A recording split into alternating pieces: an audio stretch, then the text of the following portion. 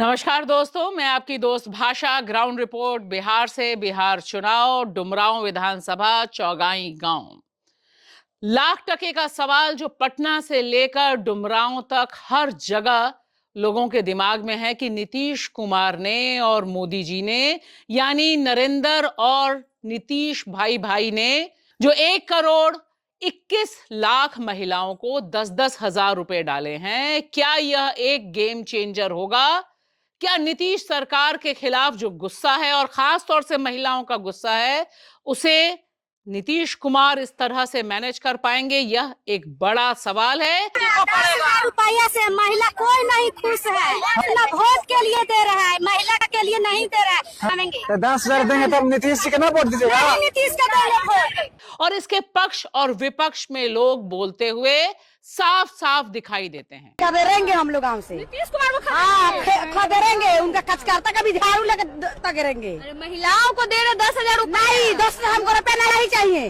वही 10,000 रुपया करिए, 2,000 रुपया मांगा जा रहा है। 2,000 रुपया दीजिएगा तो आपको 10,000 रुपया मिलेगा। घूस मांगा, घूस भी, मारपीट भी हुआ है मेरे साथ में। घूस पे पकड़े, को रिकॉर्ड भी है आपके साथ। हाँ, जीविका मारपीट किया। हाँ, मारपीट किया मेरे साथ। कौन सी जगह रहती है? हम तो है बनकटा ब्लॉक से, घोरट मुहान है। साथ ही साथ सवाल यह भी है कि जिस तरह से जदयू यानी नीतीश कुमार का कद नीचे गिरा है और साथ ही साथ भारतीय जनता पार्टी के पक्ष में जो दबंग जातियां हैं उनका दबदबा बढ़ा है, और साथ ही साथ पिछड़ी जातियां जिसमें कुर्मी और दलित समाज की कई जातियों को लेकर भारतीय जनता पार्टी आरएसएस पिछले कुछ समय से काम कर रही है।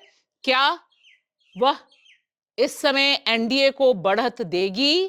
क्योंकि दो जो अहम चेहरे हैं दलित नेताओं के, चाहे वो चिराग पासवान या जीतन मांझी, दोनों को cut to the size Modi सरकार ने कर दिया है और अब ये जितना मिलेगा उतने पर ही लड़ने को तैयार हो गए हैं। साथ ही साथ यह पूरा इलाका जहां पर मैं खड़ी हूं, डुमरांव से भाकपा माले के अजित कुशवाहा रहे हैं और उन्हें ही ऐसा लगता है कि रिपीट किया जाएगा। जो पूरा का पूरा नक्शा बना है इस समय सीटों के बंटवारे को लेकर, जो घमासान है उसमें इंडिया गठबंधन में भाकपा माले को 19 सीटें मिल रही हैं और यह जो पूरी कॉन्स्टिट्यूएंसी है, इस कॉन्स्टिट्यूएंसी में अजित कुशवाहा खुद को रिपीट कर पाएंगे या उनके पक्ष में जिस तरह से पिछली बार माहौल था वह रहेगा? क्योंकि ध्यान रहे, उपेंद्र कुशवाहा को मना लिया है भारतीय जनता पार्टी ने और साथ ही साथ पवन सिंह को भी मनाकर उनकी री एंट्री भाजपा में हो गई है।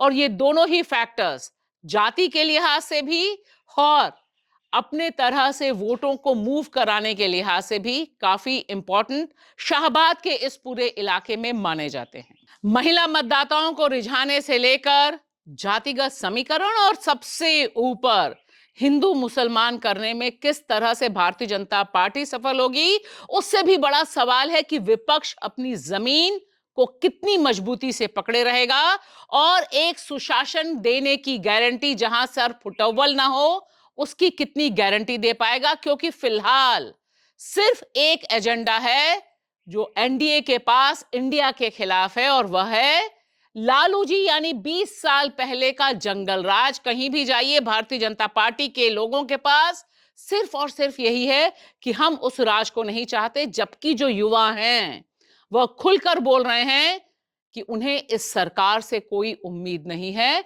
तो यह मुकाबला आने वाले दिनों में और दिलचस्प होगा। हम और खबरें आपको दिखाएंगे। देखिए, लाइक करिए, शेयर कीजिए बेबाक भाषा। शुक्रिया।